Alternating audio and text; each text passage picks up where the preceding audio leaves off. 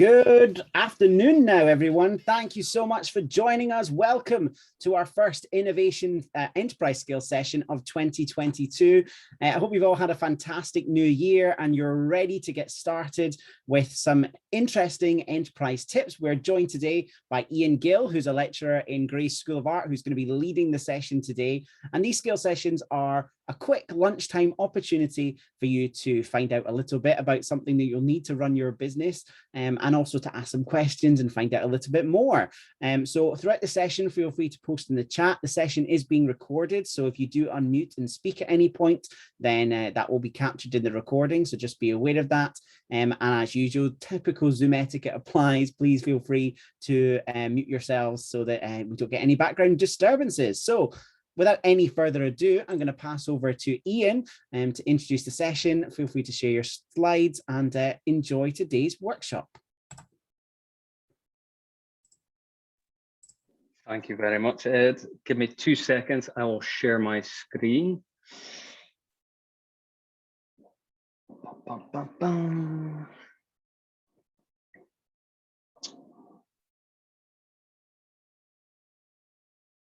Okay, can you see my slides? We can. We can. Awesome. That's going to be the t-shirts that we need to make. Who's doing a t-shirt company in here? Anyone? No, setting up. Need your own mute, or can you see my slides? We need some sort of company set up, Ed. Yeah. Right. Thank you, Ed. I appreciate the introduction. My name's GILL. I lecture over at Gray's. I don't know if anyone's ventured over to Gray's, but it's an art school. It's one of the top 5 art schools in Scotland, and I teach on a course called Communication Design. Okay. So a little bit about me. My background is not lecturing. My background is creative agency, specifically dealing with brand. I've over 16 years experience working from designer all the way up to owner. So I've gone through the startup challenge slash pain. Notable past clients: FIFA, European PGA, UEFA, some local multinational oil and gas, Edrington, who obviously deal with Macallan and brands within there. Loads of really exciting clients. Now I am a lecturer doing communication design for some of my time. I also am a brand and marketing manager of a $500 million revenue group of companies. It's got 24 brands that sit within it, and my job is to manage those brands and make sure that they're being positioned correctly. And as I said at the start, I have gone through a startup experience, 2 technically, but 1 properly when I set up my own creative agency. So anyone who's thinking about doing it, I understand the challenge, pain, and also the reward of it. Okay, so that's a little bit about me. What I would like to cover today is I would like to help you to understand branding and to give you some tips to help you make your own brand, or indeed to help you work with a creative partner. Okay, so the first one is obviously we're going to discuss what a brand is. The second one is we're going to look at tactics that you can use to help build it. Creative, a lot of people feel, is an innate ability, and for the people who are producing the work, generally it can be that. But a lot of design and branding is process driven. It's very logical. It's things which most people would get.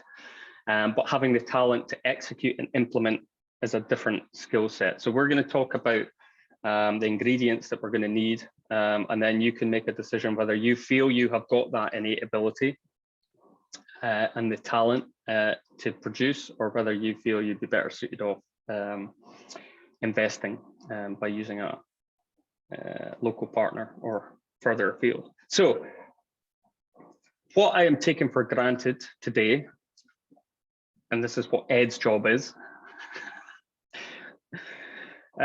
is that you know your target market, you know your USP, you know your UBP. Quick question, does anyone know what a UBP is? No. Okay, so everyone will know what a USP is, yeah? No, okay. So the USP is the term that gets thrown about willy-nilly. Okay, UBP is the one where you can start to actually consider things, and UBP stands for the unique buying point. Okay, that's the point where you're not looking insular as far as what you believe you offer, you're looking at what your customer wants. Okay, and that's a really important aspect of branding, and certainly looking at positioning yourself for that market. Okay, so UBP is a big one. I'll introduce you at the end to a little book, which I would advise everyone to get, and it expands a little bit on UBP and its importance, okay? But I'm taking for granted that you've considered these things. You know your target market, you know your USP is the company, the product, or the service that you're offering, you know your UBP, you know why customers might want to pay you money to do something. Number 4, hugely important, and taking for granted that you know why you exist, okay? And number 5, you understand your customers and the demographics. Is that all fair, Ed? That's the experience certainly that I would expect them to get from your side of things. Yeah, that sounds good. Love to start with why, a bit of a Simon Sinek in there. Good to see. Simon Sinek. Has everyone heard about Simon Sinek? No. Okay, so Ed will introduce you, I'm sure, to Simon Sinek and some of his seminar material and things. But those 5 things you really need to get a handle on before we can even consider making or building a brand. Okay, so you can figure those out with Ed's time or your own time. First question, what is a brand? Any opinions?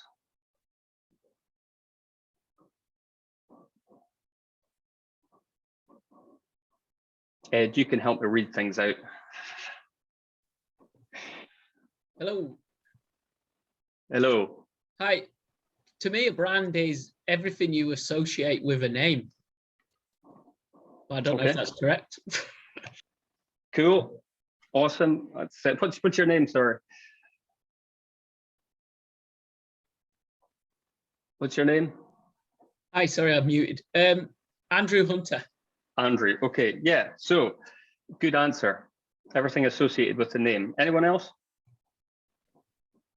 Yeah, so I think it's sort of it's the visuals that go with your brand that are recognized, but it's also about the brand voice and about, you know, how you present yourself. I suppose in every single way. I guess there was probably a time when it was a lot more simple, but nowadays it's a lot of different things. Awesome. Okay, good answer again. Anyone else? I think it's what the brand stands for. What stands for? Adam, absolutely. Okay, anyone else? Yes, I also think a brand is a personality you associate with a business. Excellent. Okay, cool. So you've all got a really good handle, by the sounds of it, that a brand is not a logo. Okay?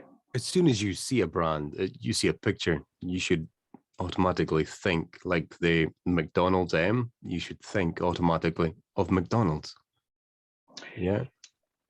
Yeah, I mean, maybe you don't need to see a picture, though. We'll get into that. We'll get into that. Thank you.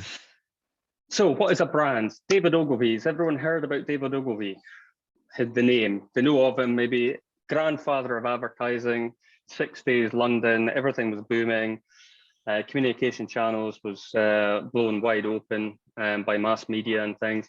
He described the brand as intangible sum of a product's attributes, the intangible sum. Okay, so something which we can't tangibly say it's this or it's that.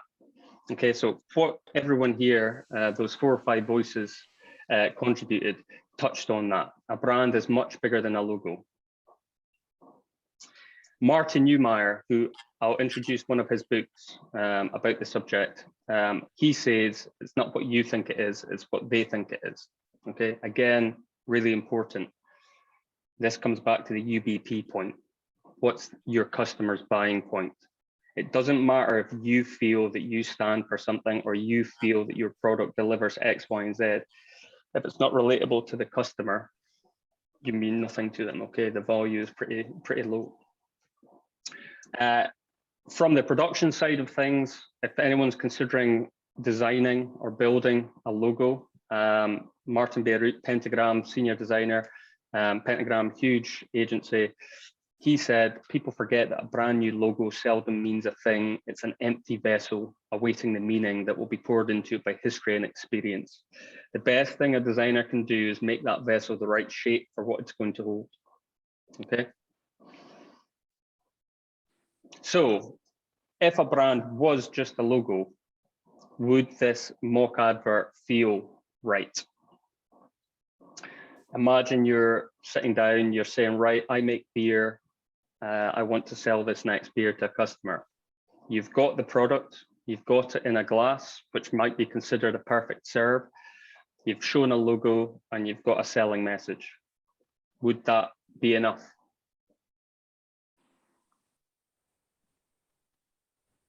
Only if the No. brand, I can't see the brand that's on there, but only if the brand was strong enough already would that make any sense.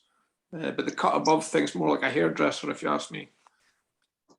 Okay, so you'll have to tell Stella Artois about that, about their messaging. But if you were to consider what the brand stands for, look at the glass, look at the way it's being served, look at the language that's being used, look at the typography, the font that's being used. That font, the serif style, has evolved from traditional using a chisel and a hammer. It invokes us to feel traditional.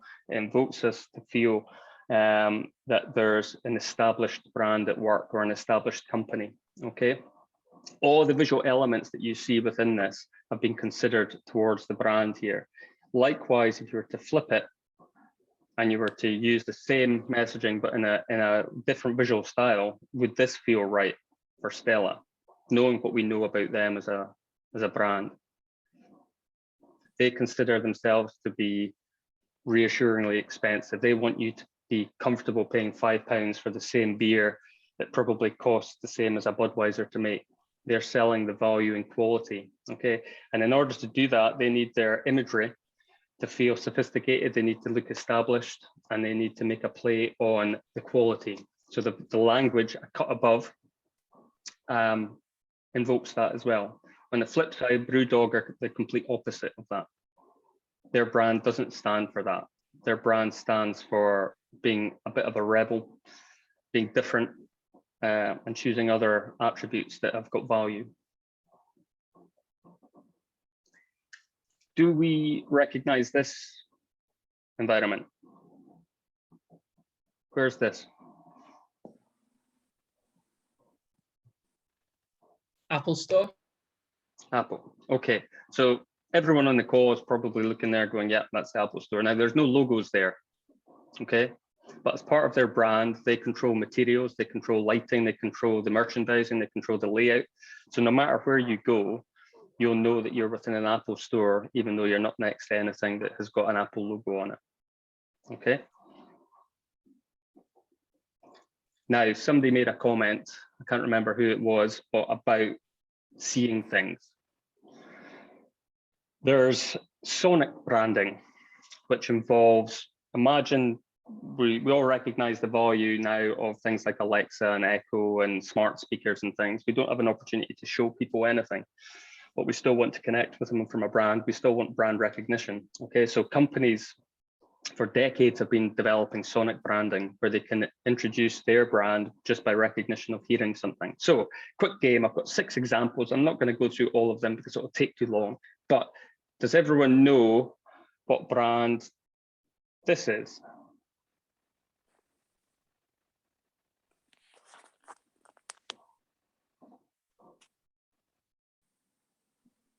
Yeah. Can't hear anything, sorry. Yeah. Can't hear anything. Is it not playing? Oh, No, well. not yet. We can't hear it. I'm just wondering, could you share audio along with maybe the share screen? Sometimes it Share audio, right? Okay, this is excellent because I use Teams. Share sound. Well done, thank you. Who was that? Candace. Candace, it's colleague at RGU. Excellent. Right, now see if this helps. Microsoft. Whoa, close, Adam. Anyone else? Intel. Yes, Intel. Okay, excellent. Now, anytime you hear that, you think of Intel. Adam thinks of Microsoft, closely linked. Obviously, their technology goes hand in hand, especially within their advertising. Someone mentioned the brand earlier in the call. McDonald's. McDonald's, absolutely.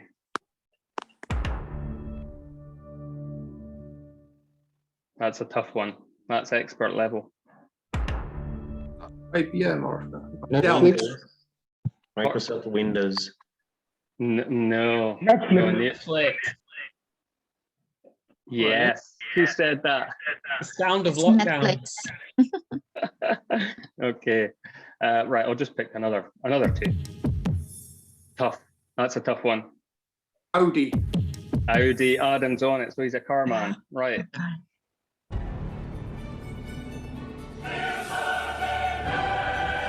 Championship League. Right. Champions League. Okay. So Sonic branding. That's part of branding as well. Okay, being able to give us the last one now. You can't leave it at 5. You've got to give us the last one. You want who's okay? Right. Okay. Was it this one? That's Windows. No. Who said that? Oh no, it's Apple. It's iOS. It sure is.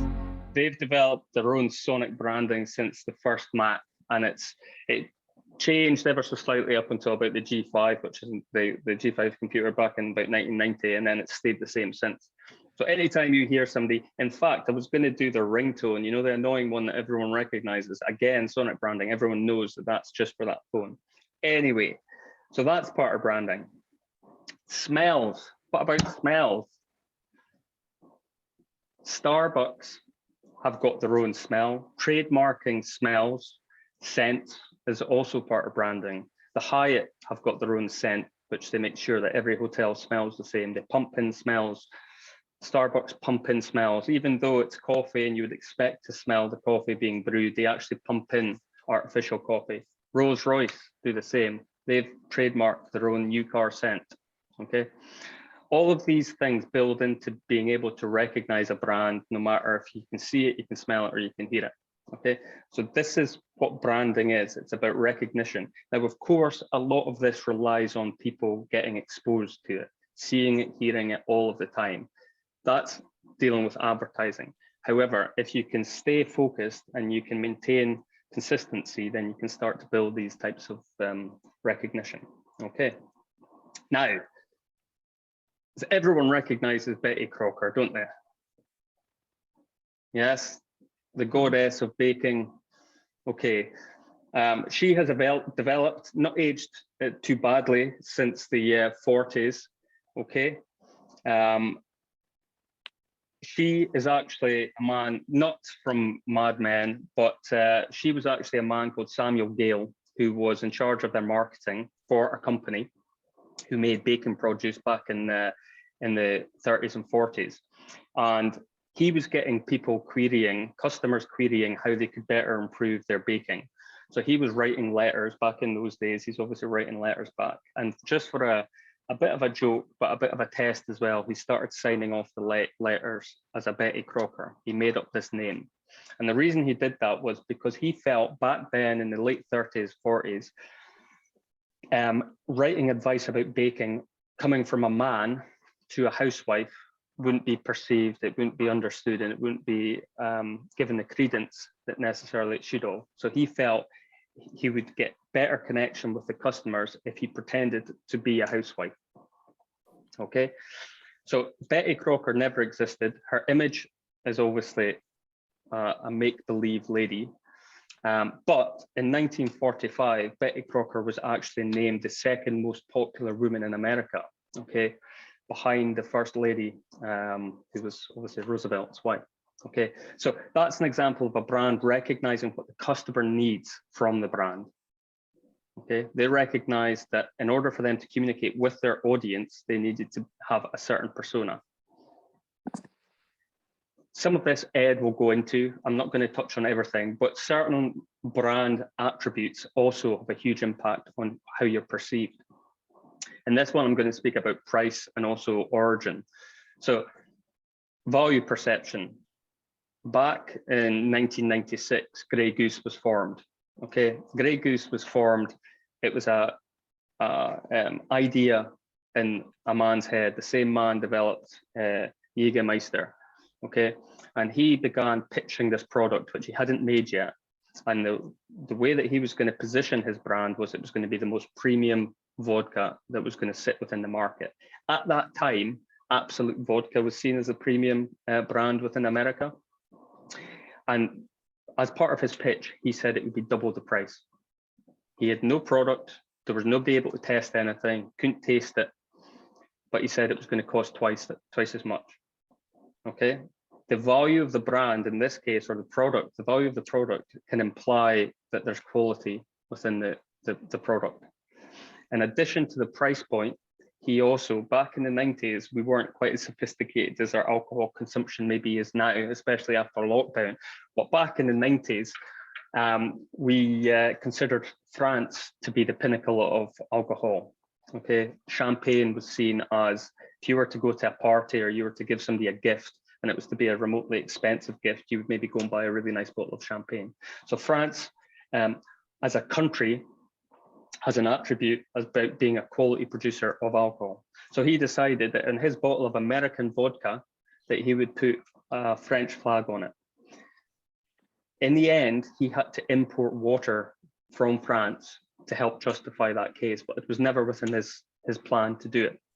Okay, but the product attributes, whether it be price, whether it be maybe who's positioning the brand for you, a celebrity, or whether it be the origin, the perceived origin of the brand, also has an impact on the quality of your offering or the perceived quality of your offering. If I was to say to Adam, who's obviously a car guy, if I was to say to Adam, imagine you were developing a brand and it's for a new car manufacturer and you wanted everyone to recognize how well built it was, where would you base your brand? Germany. Germany. Okay. If I was to say to you, Adam, instead of you wanting everyone to realize how well built it is, we want everyone to realize that it's got racing at heart and it's an exotic brand, where would you base it? Britain. UK. Britain, UK, yeah, possibly. Italy, exactly. So these are attributes that we're all familiar with. They're to do with countries, they're to do with price, but there's a range of different ones, which potentially Ed and his team will touch on. All of that is a notion we have to consider when we're coming into branding, because it affects our tone of voice, it affects the position that we put a product potentially within this, and it affects how we are perceived. So Martin Neumeier, again, a brand is a gut feeling. Okay, when we go into the shops and we get presented, maybe we want to buy some sparkling water, we've got one of these on the shelf, and then we've got a Co-op owned sparkling water next to it. If they're both the same price, 9 times out of 10, we'll probably all pick up the Highland Spring sparkling water. That's our gut feeling. It's probably the same water, but we perceive there to be more value in picking up the branded good compared to the Co-op one if it's the same price. Okay, it's a gut feeling. It's something that we approach. And Simon Sinek, who Ed will introduce you to, discusses the neuroscience behind gut feelings. Okay, and it's not something that is a gut feeling. It's actually a decision that's getting made by a part of your brain. Okay, and we can control that. So what about you? What can we create to help build your brand? In other words, how can we make the intangible, which David Ogilvy spoke about, how can we make that intangible attributes tangible? Because there's no point in me saying, or us having this conversation and we saying it could be this, it could be that, it could be that, go away, see how you get on. I've tried to outline a few areas that I think will help give you direction into how you could build your own brand. Okay, people don't buy what you do, they buy why you do it. Okay, Simon Sinek, go away and have a look at the video. Ed will signpost it, I'm sure. So the areas we're going to talk about just now, mission statement and values. Somebody touched on what we stand for within the first question I asked. We're going to talk about tone of voice. Somebody talked about that. We're going to talk about a visual style. Somebody's talked about that. We're going to speak about an ID, a logo, a brand mark that represents you as a company. And we're going to talk about a tagline. That's the areas that we're going to quickly run over. They are the ingredients to help you build your own brand, okay? So imagine you're wanting to sell footwear, okay? You're maybe all at a really early point of developing your own business and you know what you might want to do. This is the type of brief that you might be, at this point in your journey, you might consider to be suitable. We're a startup, we'll be creating a new footwear company aimed at all ages. It's going to be a mix of performance and lifestyle. We know our name, but we need a logo. That's a really common approach. From a designer, from an agency point of view, that's what we would be generally approached with, that level of detail. Does this help us build a brand? All that the designer, all of the money that you're going to invest in will be based on a logo. It won't help you develop actually who you are as a brand. If we consider looking at some of your competition, if you were doing that fictitious footwear brand, Vans, the importance of knowing why you exist becomes evident within how they position themselves in the market. So a company mission and values is the foundation that helps you build a brand, okay? If you then take that purpose, those mission, that values, and then you add a tone of voice, which a tone of voice we'll touch on slightly more, but a tone of voice helps you connect with your demographic. Remember, I showed you a slide at the start saying I'm taking for granted that you know who your customer base is. If you add a tone of voice, that will reflect who you want to be part of, the community you want to engage with, and who the customers ultimately are. Okay, you add that tone of voice, everything starts to become authentic. So Vans, as an example, as a footwear brand, their values, this is all published. You think of a brand that maybe sits within the segment that you're looking to join. Most big brands will publish their mission, their purpose, and their values. Ed, I'm sure will go through these things with yourselves. But Vans values, they're determined, they're connected, they're inclusive, they're expressive, they're fun. Their purpose is to enable creative expression and to inspire youth culture by celebrating and encouraging the off-the-wall attitude that comes from expressing your true self.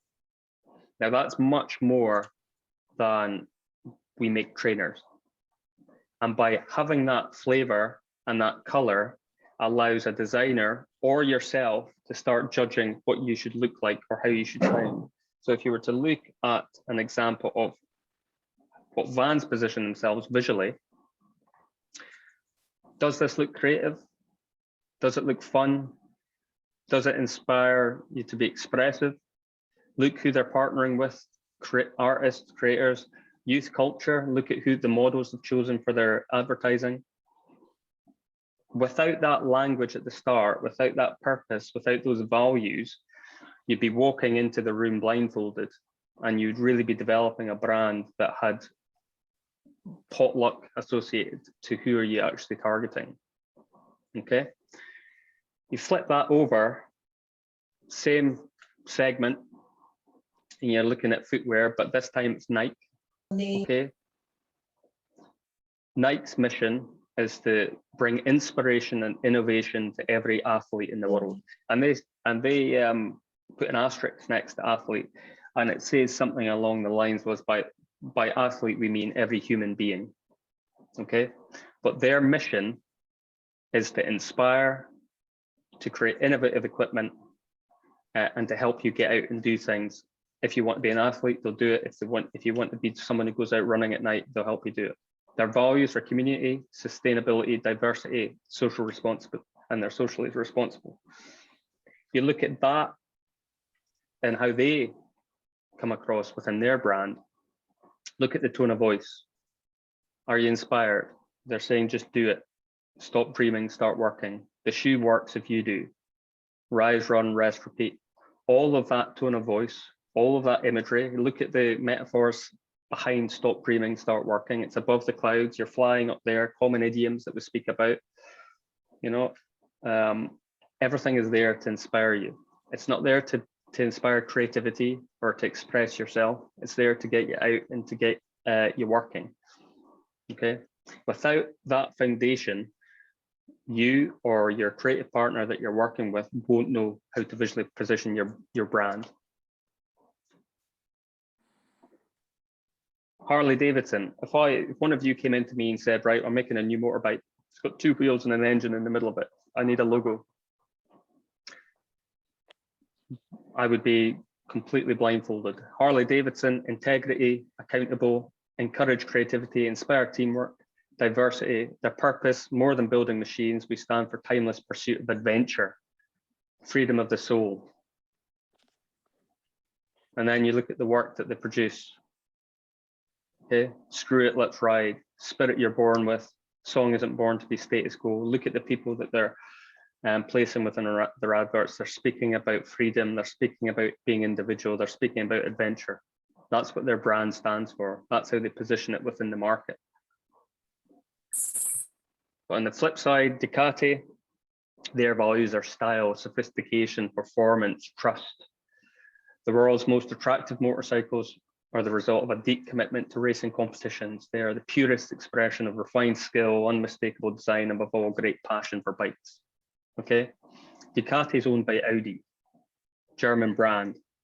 Okay, but they're speaking about it being style, racing heritage, and then visually they position their customers to be this.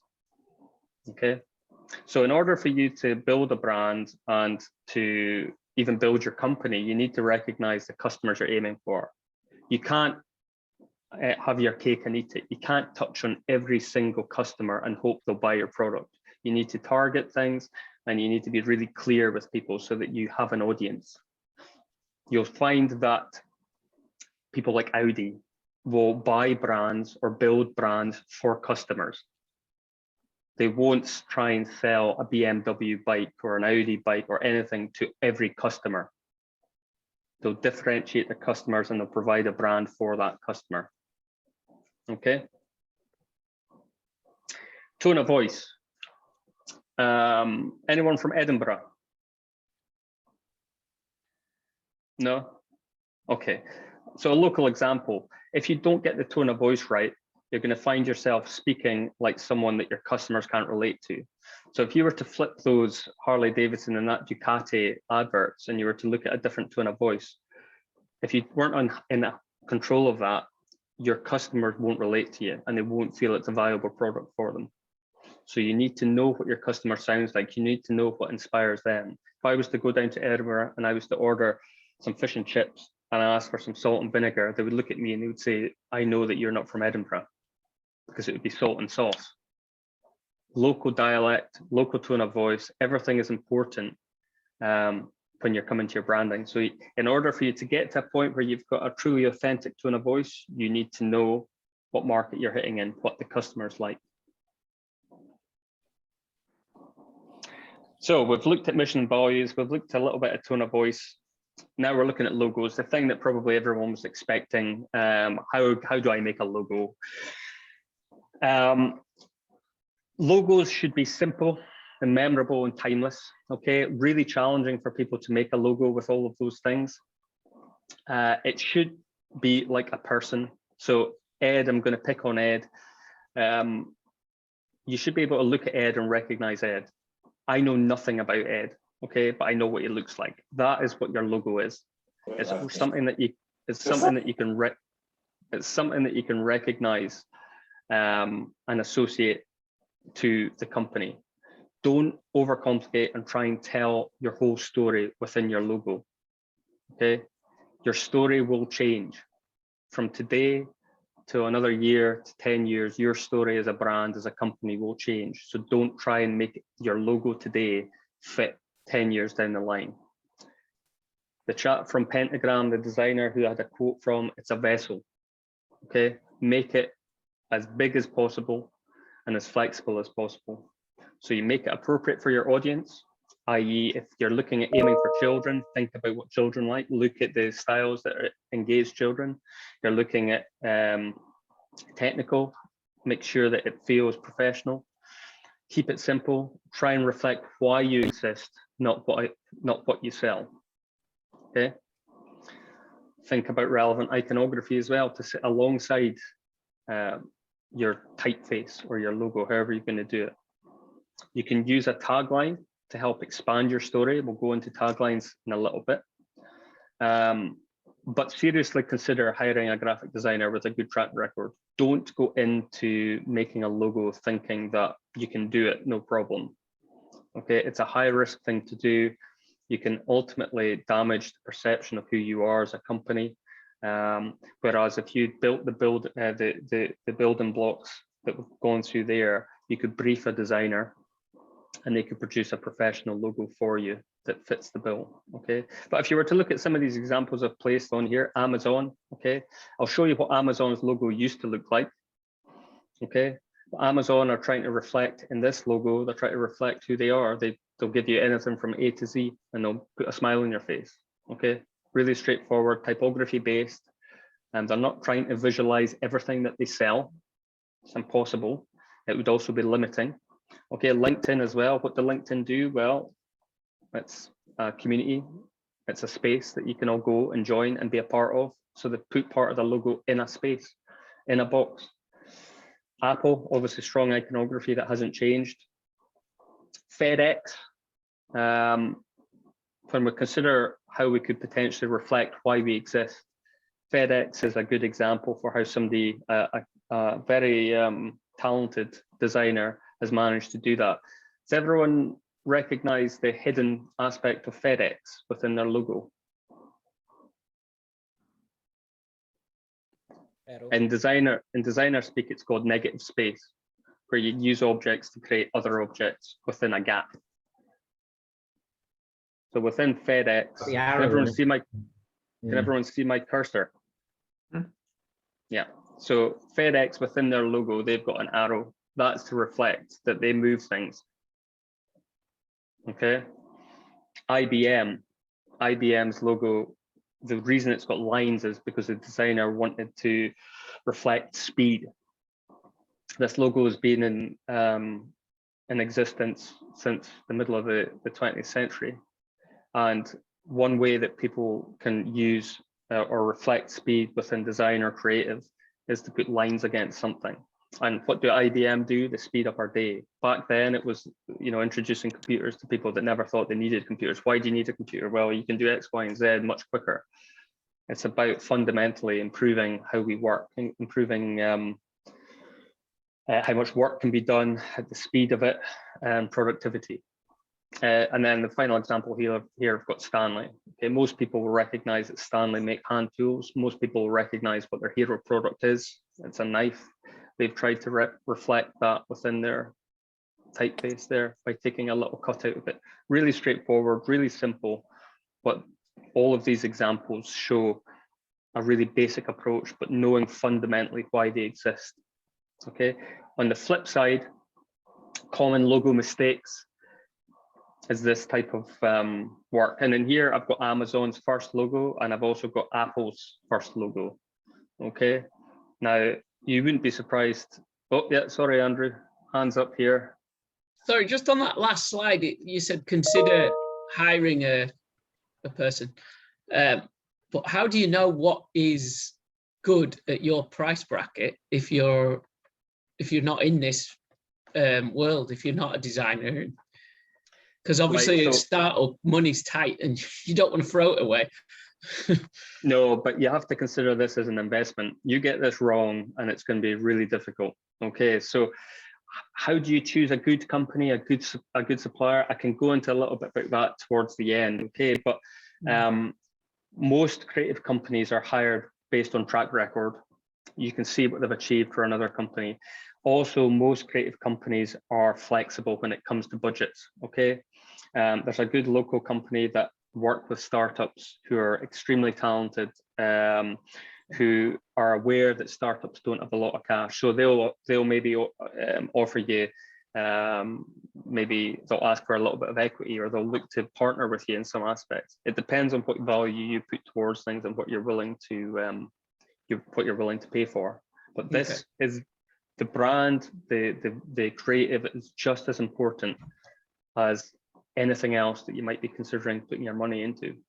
Okay, you get it wrong and it's going to leave a bad first impression. So the Apple logo here, you probably won't be surprised to know that this was one of the founders who designed this.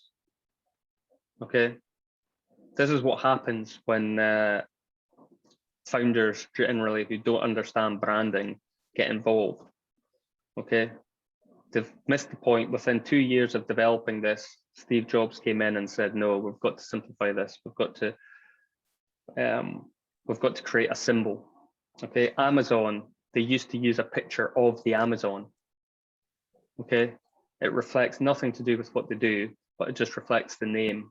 And it didn't tell anyone about what they did. They needed the tagline, Earth's biggest bookstore, to help people.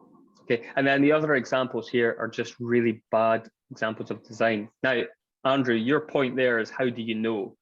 If you don't have a critical eye, that's what we would describe it within the design industry. If you don't have a critical eye to recognize what looks good and what looks bad, that's where you need a creative partner.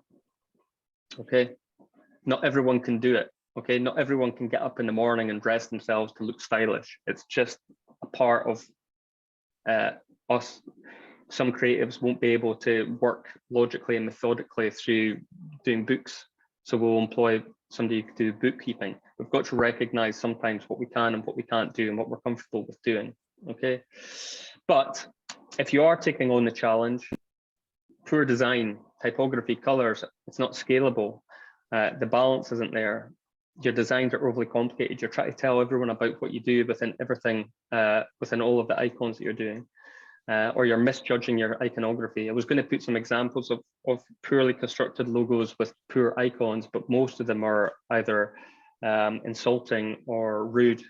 So I'm not going to do that, but there's loads of examples of people just not creating the right impression within their logo. Taglines. So remember, the logo is what Ed looks like. Doesn't tell me anything apart from I know what it looks like. The tagline is the name badge. It gives me a description. It means that I know with a little bit more information why Ed exists. That's what a tagline is there to do, is to simply define Ed's purpose. Okay. Now, Ed won't change what he looks like dramatically, depending on how hard the next few years are going to be for him. So he'll always look like that. Okay, what will change will be Ed's tagline. That's what we can look to adapt. So today, Ed's tagline might be supporting innovation. Okay, tomorrow or in 10 years' time, Ed might have left this position as what he's doing just now, and he might be away doing something else. He might be working for Google. If Ed's logo looks like innovation, it won't fit the next 10 years. So we change the tagline to help better reflect us to our customers. Okay. Examples of taglines. Right.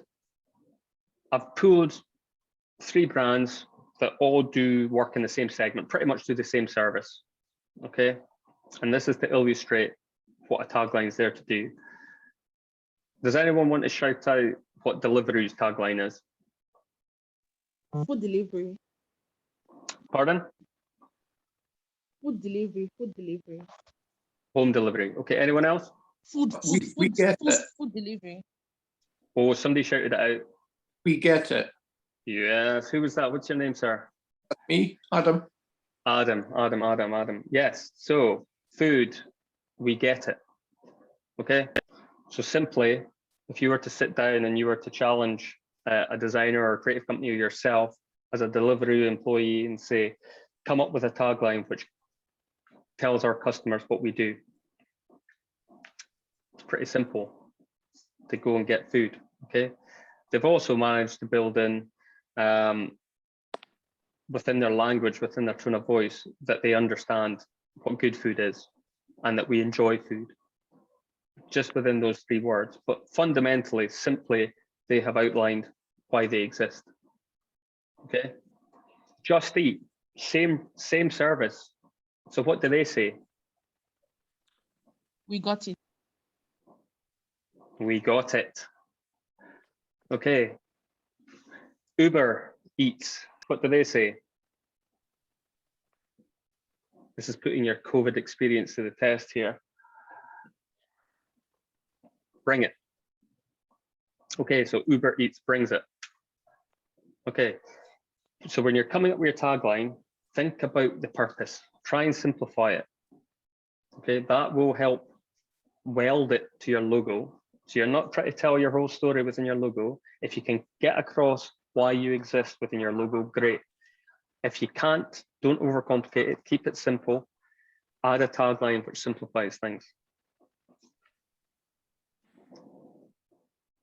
So to summarize, before you embark on creating a brand, or in fact, briefing a creative partner, think about preparing the items I've discussed here, so that you can begin thinking that process or thinking through those problems or explaining, communicating to the partner that you're going to be working with.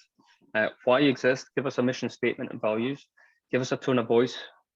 This is something that everyone is capable of doing, okay? Give us a tone of voice that echoes the values that you hold. Give us a visual style, put a mood board together, show us examples of other adverts, show us examples of things that you really like, that you think fits with you as a brand. Use that as an example to say to somebody, this is what I want to look like.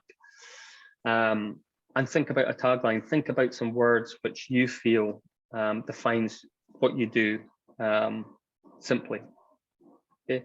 If you pull those things together, whether you're going to embark on creating your logo yourself, or whether you're going to go away and pay somebody to do it, if you pull those things together, you'll come up with a much better product.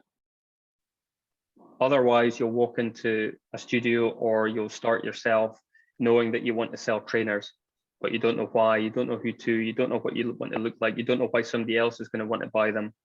You don't know their interest, you don't know anything about your customers. You need to build that brief for yourself. Okay, so moving forward, I think it was Andrew was asking questions about how you know, or who do you work with and things. You've really got three approaches that you can take as a startup.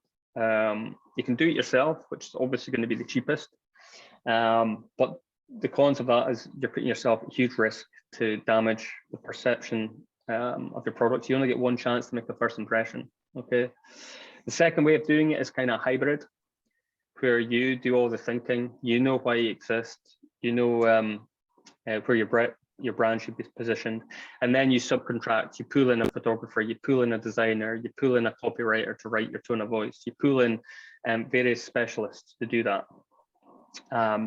Generally that will cost half. Okay, if you were to go to a full agency to do that, because you're paying people freelance rates, okay, and you're paying people per hour or per day.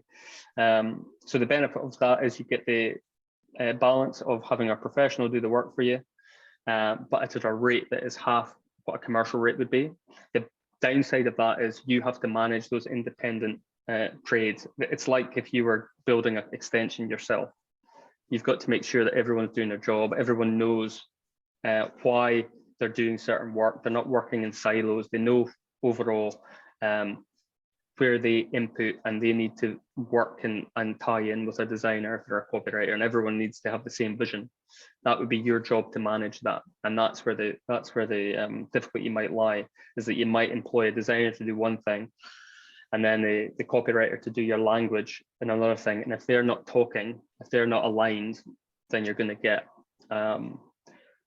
the camel, which is the horse designed by a committee. Okay. Or the third option is you outsource the brand to an agency. Okay, now that would be, obviously the cons of that is it's by far the most expensive way of going about it. Agencies work differently. Some value bill, some time bill. So some will tell you, you might go to them and say, how much is it going to cost to build a brand? They might say 30,000, and you might say, why is it that? And they might say, well, because that's our fee. Other companies might say it will take us 5 days and we charge £800 a day, so it's going to cost that amount. Agencies work in different ways, creative partners work in different ways, your business will work in different ways. Other agencies might say, well, tell you what, it should cost 20K, but we'll charge you 10K and we'll take equity, which will pay the other 10K. And once that's paid off, it's gone. It's all really flexible. Okay, so it's about you having a conversation. Okay, and obviously the pros of working with a agency is that you'll be in good hands. You choose the right agency, you'll be in good hands. You choose an agency that haven't got a track record, potentially within your segment, with your market.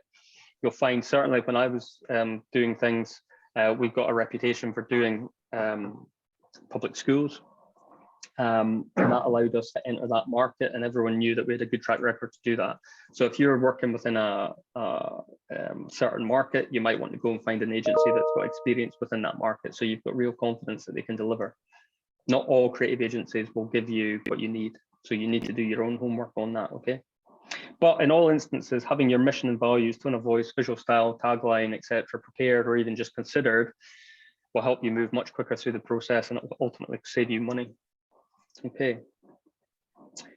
Final thing I'm going to say on this, and this was something which I learned as part of a brand strategy agency.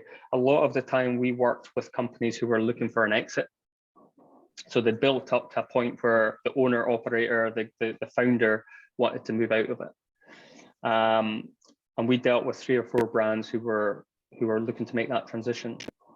And what a brand allowed those companies to do was the top guy or the top person, it allowed them to exit with no negativity on the whole operation. A lot of the time as a startup, as an owner operator, you'll find yourself having all of the conversations, and people will start dealing with you as opposed to your company and the brand.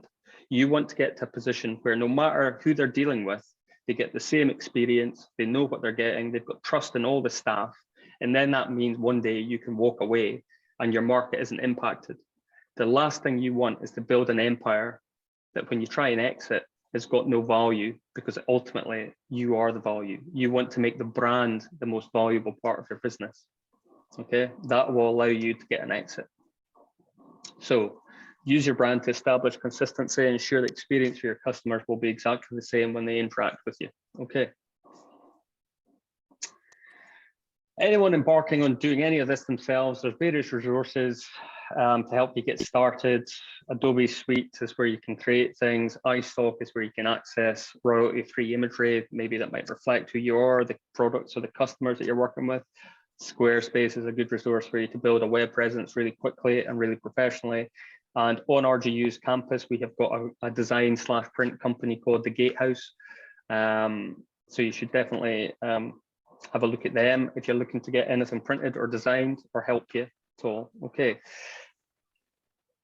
I said at the start, I'd introduce you to a book. Martin Neumeier, I've had a couple of quotes throughout this presentation. This guy was a designer by background, but he built himself into being a very important brand visionary. Okay, and he wrote 3 books. The first book, The Brand Gap, they're all really a centimeter deep.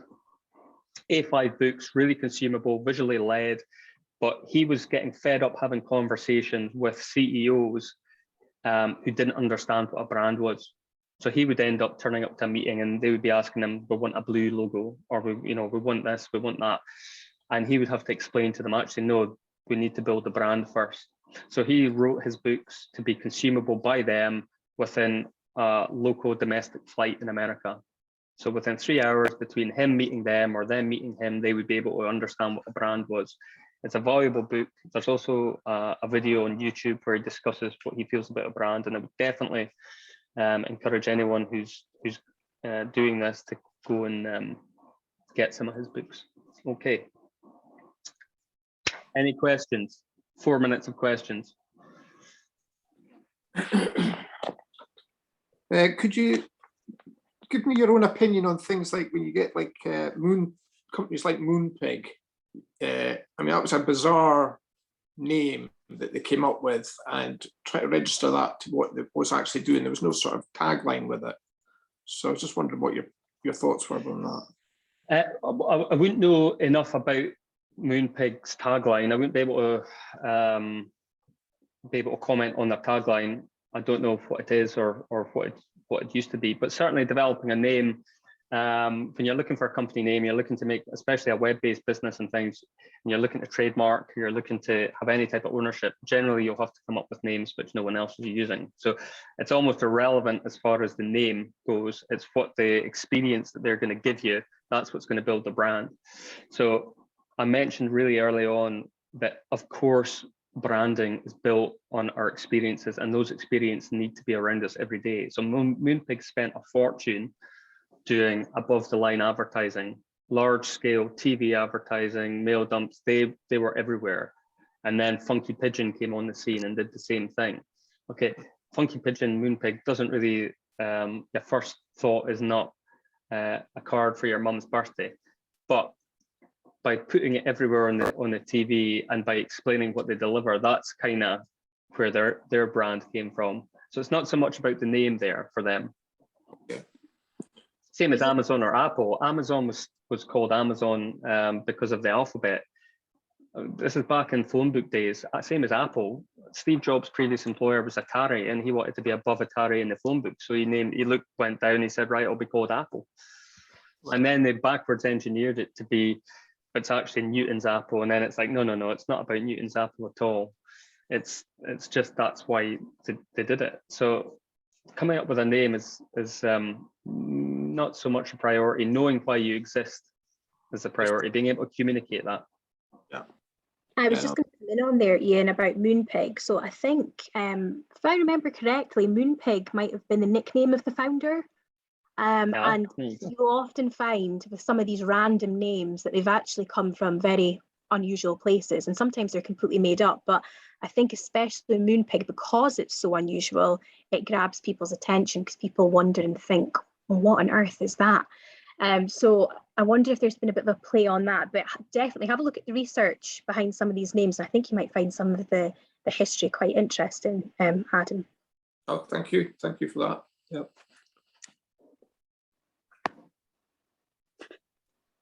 Okay, any other questions? I don't know if that's what you were expecting, but branding is such a vital part of what we do as entrepreneurs, but also from the creative side of things. There's loads to think about. It's a skill in itself, and unless you understand why you exist, I'm going to keep saying that. Okay, people don't buy what you do; they buy why you do it. Unless you understand that, it's going to be really difficult for you to establish or have a line of consistency or be able to communicate that to your customers. Amazing, thank you, Ian. Does anybody have any other questions for Ian at all today? So it's not exactly a question, but back to the point before, obviously appreciate the value of the branding, but again, being tight and not knowing anyone around here that does this, could you give some recommendations, or is there possibilities that students could get involved with startups as part of an exercise for everyone? That the student thing is not what I would recommend. Okay, the students are at a position in their learning where they're trying to build their own experience. Okay, they're having to go through lots of different processes where they have to learn how to create and craft and produce, as well as have the experience to know about business, and as well as to have a track record within your industry and segment. Okay, you'll find that if you work with students, you have to manage and you have to brief them. Okay, you also have to be really, your critical eye needs to be at the top of its game. Okay, you need to recognize what's good and what's bad. Okay, if you don't have that, it means that when you're selecting a student to work with or a partner, you could be selecting someone that isn't as good as you need it to be. Okay, not all the students are able to do this. If we've got a class of 60, we might have 15 who might be able to make an impact in brand. Others might be able to go out and be top class illustrators or photographers or videographers and things, but they might not be able to make an impact within building a brand. So people I would recommend, there's lots of really good talented companies. Okay, I wouldn't want to shout out one and exclude others, but we could maybe have an offline call. We could maybe have an offline email or something, and I'll put you in touch with a few different people for various different reasons, depending on what your type of company you're looking to start up with is. Okay. Yeah, I'd appreciate that. Thank you very much. No worries.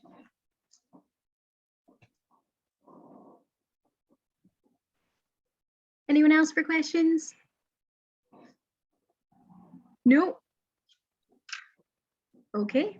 Well, I think it's about time I say thank you very much to Ian. I'm sure, as we can see from the chat, and I think from everybody today, that we really appreciated Ian's time coming in and helping us with this particular topic of brand. It's lots of useful information, and really hope that will help you when it comes to your business and business ideas. So thank you very much, Ian.